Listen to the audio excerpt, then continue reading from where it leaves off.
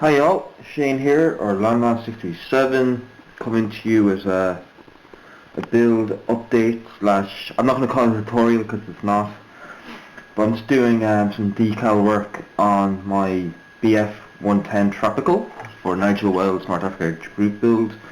We're getting there, it's slowly coming along, so I'll try to explain what I'm doing with this. So I have a small little pot of warm water, and what I've done is I've mixed some decal medium or decal medium into it, and that just helps give the decal some purchase when it hits the model. The model is being hit in a semi-gloss coat, ready for the decals. Some decals have been put down already. It's a little hard to see here, but if you like do not walk warnings, especially on the tail, again you can't really see, but we'll do I'll do some pictures when it's all decaled up. So I'm just going to keep continuing putting down the don't be an idiot and don't walk on my plane warnings. So first thing is always have a fresh blade, so you know what you're doing.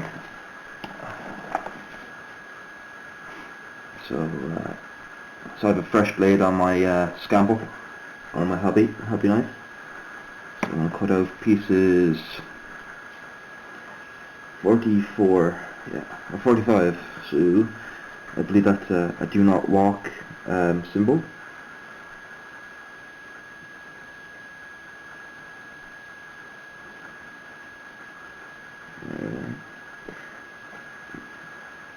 I have a rather large aircraft model on the way.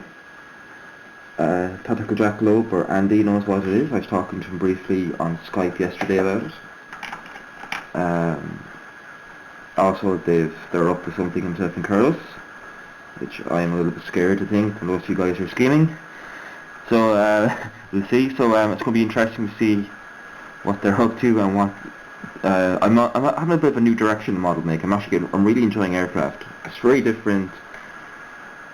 It's very enjoyable. So what I'm just doing now is I'm just dipping my decal. So I cut out my decal. I have it on a clampable tweezers. I'm just going to dip it in a couple of times in the warm water. So let it sit like that. That's all you have to do.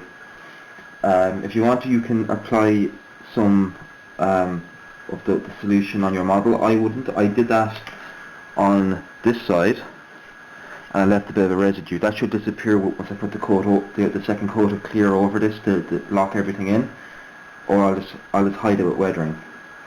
So how I normally do is, I'm not the best with decals. I tend to actually wipe them onto my finger and apply them that way, but I'll try to do it the right way for the camera.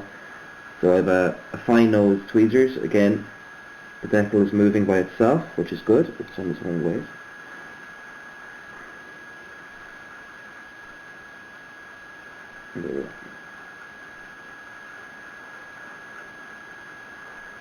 And what the a soft brush, maybe any type of brush. Sometimes I even use a sponge to help push down the decal to the surface. So I dry brushing. Jesus. So I hope you're all having a nice weekend. It's a bit quiet here. It is raining as per always, which is always a nice thing. It's hot. So I'm just going to apply a little bit of the setting. Sorry. I took a little bit of the medium to apply it onto the plastic to give me a bit of playroom. There we go.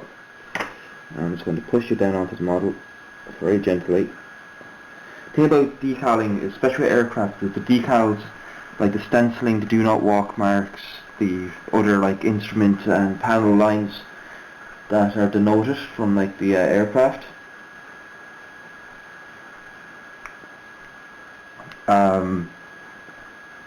It adds a lot of visual interest, so take your time with these. It adds a lot to your model.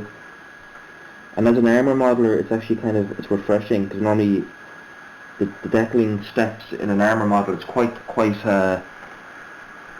not all that important. Well, not important, but it's not as intense as it is with this. As you can see, I've removed some of the mask on the top of the aircraft because I put a bit of blue tack down and it stuck because I put some varnish over like an idiot. So I just took it off to remove some of it, and I'm going to put some new mask over it when I go back to spray again, so not to worry. I might have to do a bit of touch-up work, but this model is meant to be more a learning curve for me than anything else. Okay.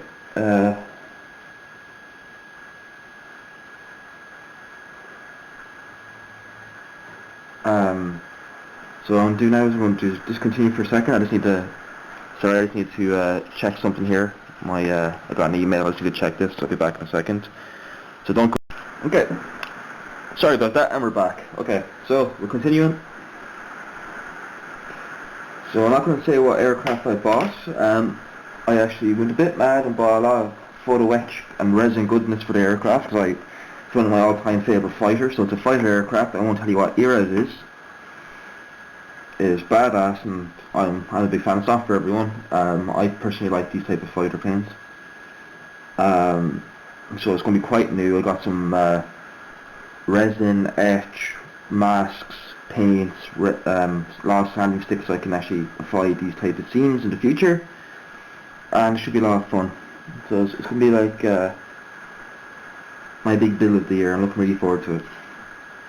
So I ordered all my pieces. Should have them by next week, and we'll do proper unboxings and reviews, and we'll do kind of a creative intent, what I intend to do with this build. So we're continuing away here with this, so more of these do not walk symbols. So if you've noticed, I've actually put the model under a piece of felt. It's just a small felt bag, so I can just move it without scratching it. Even with fairness, it's still, you don't want to be putting too much wear and tear on your models. Start again. So this isn't really meant to be a tutorial, unfortunately. If you want me to do one, I will, but I don't see myself as that good of a decaler, as they would say.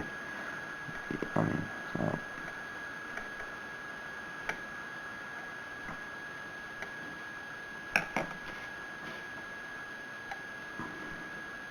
So yeah, so even with like all that talk of, oh, how etch is evil and shit like that, well no, I personally think photo etch and resin adds a lot to a model. It's an extra element, it's an extra kind of dynamic to a model that just makes it a bit more challenging. You don't have to, like I do wholeheartedly agree that resin and etch isn't everything. You know what I mean? You can make just as good a model out of the box, but I did a few reviews. I read a few reviews of this model.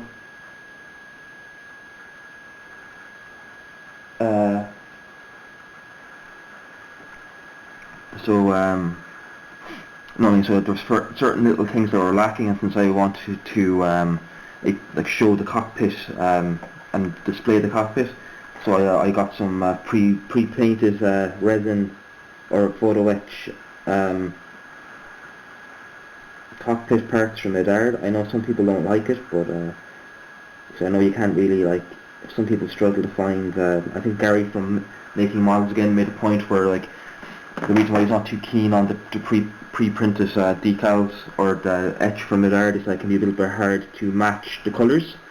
Yeah, and that's a very fair and valid point, actually, because it can be, but I don't quite mind that, for the simple reason is that to get all those buttons and all those displays and screens and whatnot in definition and in quite a nice bit of detail, even if the colours are a bit different, like subtle washing or more filters. I don't like really putting too much washes in the cockpits. More just the roofs. I don't go or the floors. I don't go near the detail or the instrument panel surfaces, because in my mind they would be quite well looked after. You know what I mean? The ground crew would give them a bit of a scrub, I'd imagine. So I picked up them. I picked up some masks because I find the masks is a little bit tricky to get right, because I made a bit of mistakes here. So I said I'd pick up the masks. They weren't expensive, and just speed up things. There's a few other little bits and pieces I want to pick up first, but because like there's two versions of this particular aircraft, and I got one version, and because the version of it that I really like wasn't in stock, and once I get my hands on that, I'm really going to go to town on that one.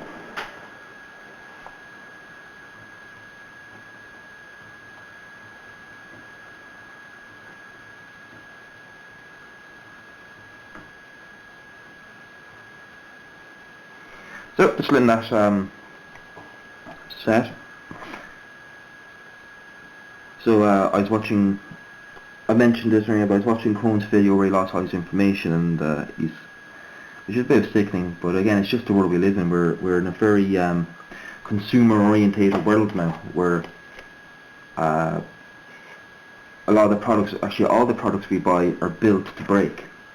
And I remember watching a great documentary about that many years ago. Not that long ago, but a while back, where actually about the engineers who created the nylon stockings, that, like the tights that women wear, and how that they were so good that they would last for years. And it took years and years of intense research for these engineers to come up with a nylon that would, have the elasticate and have that type of sheer quality to it. And then they were told, basically, after coming up with this perfect material that would last for years and years and years, they were told then to basically, come up with a way for it to wear down, because the companies that were going to sell these things realised that they wouldn't make no money because they wouldn't get any return customers. Now, if that's ethical or not, it's here nor there. It's just the world in which we live, I mean, like, this is nothing new. Like, it's been this way since at least for the last 100 years, and we should not allow these things to annoy us. It's a fair? No, it's not fair. Do they care? Again, no, they don't. Will we keep buying their stuff? Yes, we will. You know what I mean? Unless you want to be self-sufficient, that's fair enough. But unfortunately, it's just the way it goes. It's interesting as well in a way, like, but that's why I don't really bother buying on the latest phones and shit like that, because, well, A, they're going to be broken before you know it, or whatever, or once you buy the newest one, it becomes like almost like a competition between you and your friends who can get the highest amount of equipment, iPhone 26 at this point, you know what I mean, like. And also, touchscreens freak the shit out of me. I'm so bad with them. So yeah, no, it's just it's unfortunate. I hope he doesn't let it bother him either. Like, see, he was pretty upset about it. Like, but like, if you're watching this, man, don't even dwell on it. Just keep building for yourself, because we're going to enjoy your work either way, man. You know what I mean? It's not worth letting them bastards get the last laugh. You know what I mean? That's just the way it goes, unfortunately, and it's not fair one bit, but that's just the wonderful capitalist world we live in, And could be worse, could be communist, and then we'd be properly screwed. Because I'm not really into socialism or communism in any way, because it's just a very easily corrupted system. Even so, it's capitalism, but I'll take my risks for that.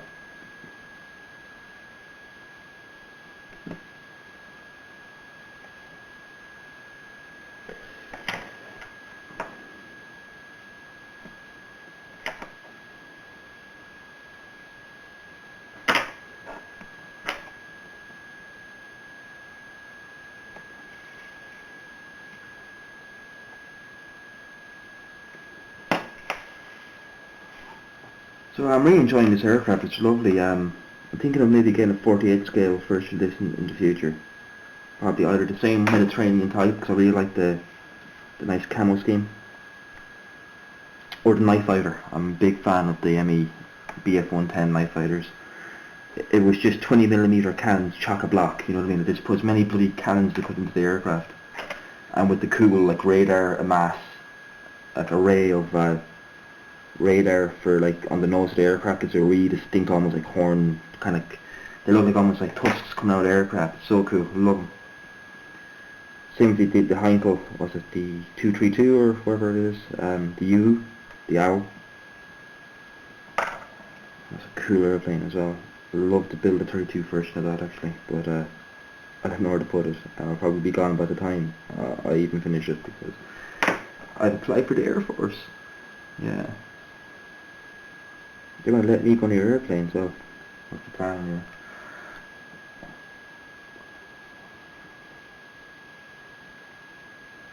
yeah. Oh.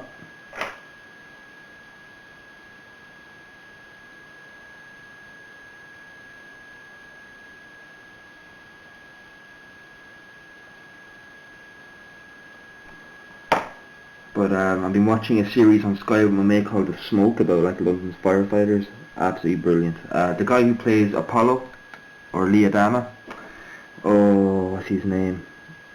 It's Jamie Bonner, I think. He's in it. Their fire chief. It's such a good show. Anyone who has Sky, I really recommend you give it a watch. It's called The Smoke. It's a little bit like London's Burning, that anyone remembers from like the late 80s and 90s, but way darker.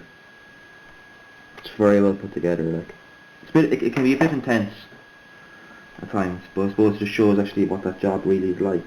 You know, that's why I personally wouldn't like to ever be a fireman. Walking into a fire is not necessarily the most appealing of ideas to job concepts to me. But yeah, it's very good though. It's very well put together. It's different, like.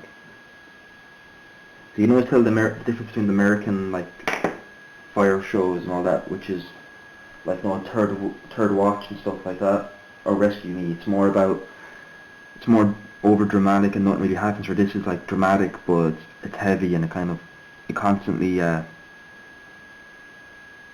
it's kind of original. I always like the British stuff compared to the Americans because it's not really sugarcoated. Or then when the Americans try not to sugarcoat their stuff, they overdo it, and then it's not really like true to life. So what I'm doing on this, because I'm going off on tangents, is I like to put the stenciling down first before I put down any of the tactical markings, just for the simple chance if I put down a marking and then realise that a smaller like tab or icon is meant to be underneath it or around it, and I can't put it on once it's there. It's just simpler. I find it just a bit easier to do it this way. So I'm just doing the red trim. Again, you can't see this. If you can see the red lines here, which is like the walk lines for the ground crew, I'm just going to put on the other side of the aircraft. So yeah, these decals are pretty good actually. They're not they are behaving. I'm going to have to what are we doing on time? 7 minutes. Okay. As you can see on the larger decals here, these are all molded in one piece, and I don't know if you can see the film, but I can. So I'm actually going to cut these out individually and mount them myself, because I found in my past builds with Airfix especially, I tend to get a bit of silvering. But mind you, at the time I wasn't using gloss, so I'm likely to avoid it, but I don't want to risk it either. You know what I mean? 'Cause it would be a shame for it to all come apart at the end. I have to do a little bit more spray work on the under carriage as well, and the drop tanks, and they need to be decaled up as well with the instructions and data stencils, but that shouldn't take that long. So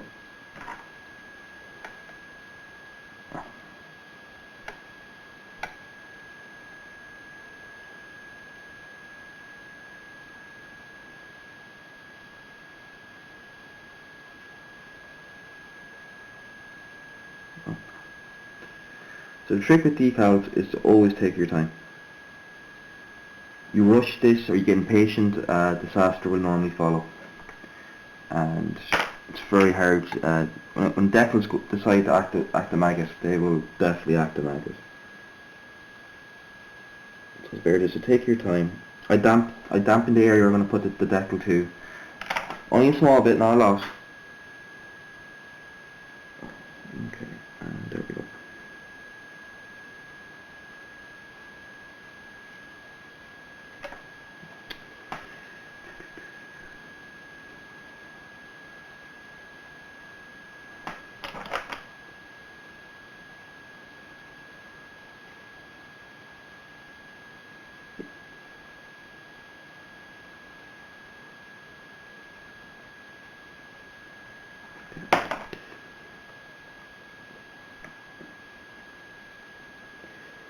That's a bit too much water there. Unfortunately, if you cut your decal paper too wide, you'll flood the area, because the capillary action will pull all the water off the decal sheet and I'll put on the model, and you'll have your model kind of swimming, or your decal swimming in kind of liquid, which you don't want. So what I use for that is I use a bit of sponge and just gently dab. Just push down, because you're not going to damage the decal with using a sponge, but you might if you're using a tough brush. But being gentle is good with decals though.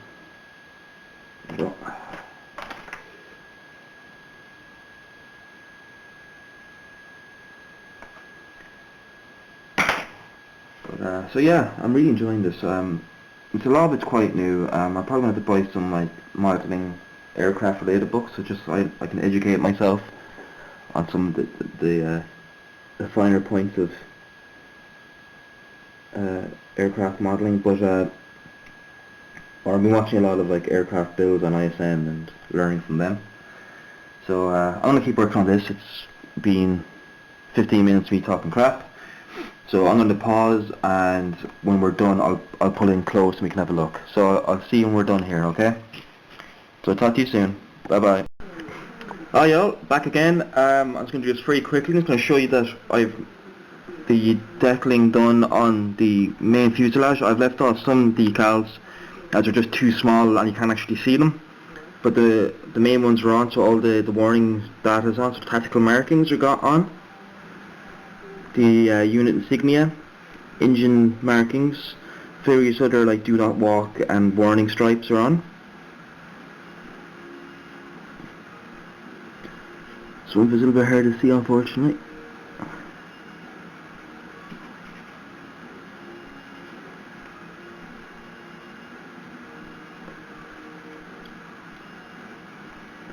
So now what I'm going to do next is just clear coat it again, and then we begin my favourite part, which is the weathering.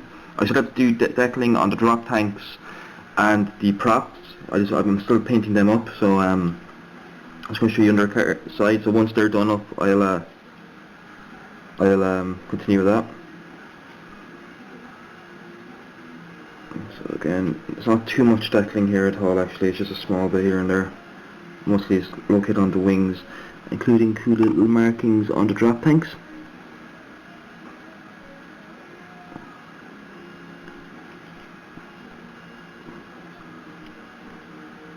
So yeah, so now we're almost done.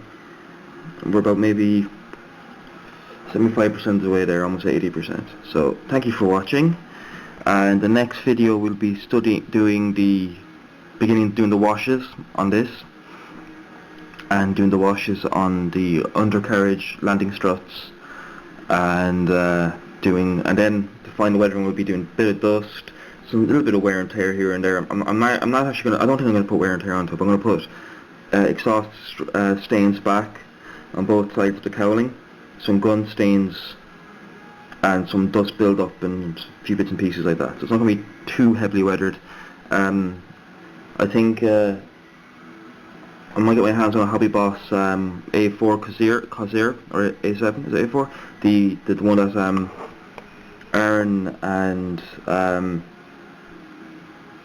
one that Aaron and Alex Modelling are making, but they're making the Academy. But the Corsairs are very nice to weather up, because when they're operating off Pacific Islands, you used to get a lot of salt weathering from the salt moisture blowing in from the sea. So they used to get very heavily weathered. So I'm going to actually pick up one of them just to practice aircraft weathering on. But so again, thank you for watching. That's just a thought anyway, so I don't know if I'm going to do that yet. So I hope you like it. I'm pretty chuffed with this. I think it's the markings that make these planes come to life.